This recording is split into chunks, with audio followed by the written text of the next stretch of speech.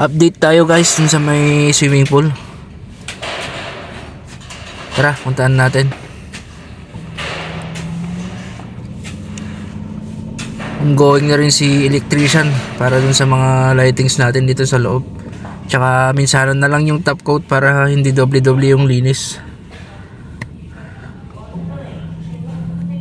Yan, ongoing yung waterproofing natin dito. Tapos inaayos na natin yung perimeter slab nya.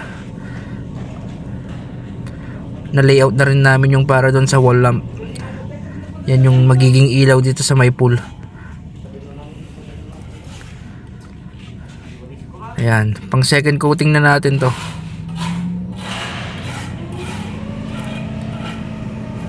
Ito yung gamit namin na waterproofing pala. Boostic Power Mix.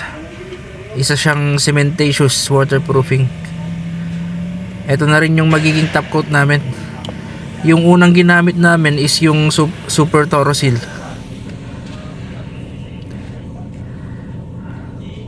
Tsaka nabili na rin natin guys yung tiles. Ito 30 by 30, 49 pesos ang isa.